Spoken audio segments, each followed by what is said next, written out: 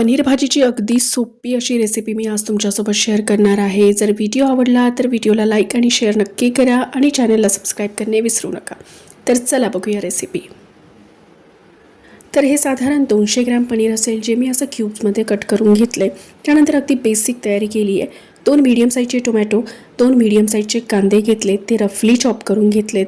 4-5 हिरव्या मिरच्या घेतल्यात, 10 ते 15 लसणाच्या पाकळ्या, ह्या बारीक लसणाच्या पाकळ्या त्यामुळे 10-15 घेतल्यात आणि अर्धा इंच अद्रकीचा तुकडा घेतला आणि थोडी कोथिंबीर घेतलेली आहे। आणि इकडे मी कोमट पाणी करून ठेवले आणि त्यामध्ये मीठ घालून ठेवले।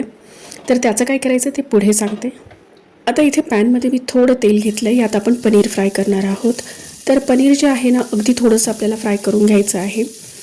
तर सगळे पनीरचे क्यूब्स मी यामध्ये घालते आहे आणि सर्व बाजूंनी अगदी थोडासा तांबूस रंग येईपर्यंत आपल्याला हे फ्राय करायचं आहे। आणि पनीर हे फ्राय झाल्यानंतर आपल्याला कोमट पाण्यामध्ये घालायचं आहे। त्यात आपण मीठही घातलं आहे, त्यामुळे ना पनीर जे आहे ना ते भाजीमध्ये फिक्कं लागणार नाही, त्याला एक मिठाची टेस्ट येते। आणि पनीर जे आहे ना कोमट पाण्यात ठेवल्यामुळे ना हार्ड होत नाही, अगदी सॉफ्ट राहतं, अगदी ज्युसी राहतं। तर ही स्टेप नक्की फॉलो करा। तर आता त्याच पॅनमध्ये ना आपण पनीरच्या ग्रेव्हीची तयारी करणार आहोत। तर यामध्ये ना आपण रफली चॉप करून घेतलेला कांदा आणि टोमॅटो घालून घ्यायचं आहे। म्हणजे ना सगळं अगदी एकदाच घातलं तरी हरकत नाही आहे आणि आपल्याला याला खूप जास्ती परतवायचं नाही आहे। तर हलकंसं सगळं काही सॉफ्ट होईपर्यंत, कांदा टोमॅटो वगैरे सॉफ्ट होईपर्यंत हलकंसं आपल्याला परतवून घ्यायचं आहे। थोडंसं यामध्ये मीठ घातलं आहे, अगदी थोडंसं, की त्यामुळे ना टोमॅटो जे आहे ते लवकर गाळ होतील। आणि माझ्याकडे आज ना काजू नाही आहेत, तर मी आज 4 ते 5 बदाम घालते आहे। जर तुमच्याकडे काजू असतील तर तुम्ही काजू घाला किंवा मगज बी घातलं तरी चालेल, त्याने सुद्धा छान क्रीमी टेक्स्चर भाजीला येतं। आता यामध्ये ना अर्धा ग्लास मी पाणी घालून घेतले आणि सगळं काही आपल्याला छान असं शिजवून घ्यायचं आहे। झाकण ठेवून 5 ते 6 मिनटं आपल्याला कांदा टोमॅटो बॉईल करून घ्यायचा आहे। तर अगदी बेसिक अशी ही ग्रेव्ही आहे। या पद्धतीने तुम्ही पनीरची भाजी बनवली ना तर अगदी सोपी, अगदी 5 ते 10 मिनटात बनते।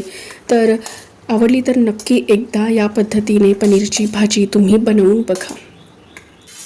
तर बघा, हे सर्व ग्रेव्हीचं जे आपण मिक्सचर बनवून ठेवलं आहे ते सगळं थंड झाल्यानंतर याला आपण मिक्सरमधून वाटून घेऊया।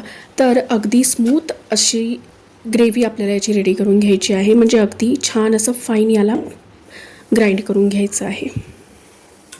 आता जर तुमच्याकडे काश्मीरी रेड चिली पावडर असेल ना, तर ग्राइंड करताना ना थोडंसं यामध्ये घाला, म्हणजे त्याने ना अजून जास्ती छान कलर भाजीला येतो। आज माझ्याकडे नाही आहे त्यामुळे मी नाही घातलं आहे। तर बघा, आता ग्रेव्हीची तयारी आपली झाली आहे। तर आता त्याच पॅनमध्ये मी थोडं तेल घेतलं आहे आणि त्यामध्ये ना काही खडे मसाले घातलेत। तर खडे मसाल्यांमध्ये असं आवश्यक नाही आहे की हेच घालायचे, जे तुमच्याकडे असतील ते घाला, जे आवडत असतील ते घाला। तर आता यामध्ये ना अगदी चिमूटभर हळद, चवीनुसार तिखट आणि 1 चमचा मी धनी पावडर घातलेला आहे। तर सगळं काही पटकन मिक्स करायचं आहे, कारण पावडर मसाले नाहीतर लगेच जळतात। आणि यामध्ये आपण जी ग्रेव्ही रेडी करून ठेवली आहे ती यामध्ये घालून घ्यायची आहे। तर आता ग्रेव्ही जी आहे ना या मसाल्यासोबत आपल्याला छान अशी शिजवून घ्यायची आहे। तर 5 ते 6 मिनटं ग्रेव्ही आपल्याला मस्त शिजवून घ्यायची आहे। तर झाकण ठेवून तुम्ही ग्रेव्ही शिजवून घ्या। यामध्ये मी अगदी मिक्सरचा जार स्वच्छ धुवून थोडंसं पाणी घातलं आहे।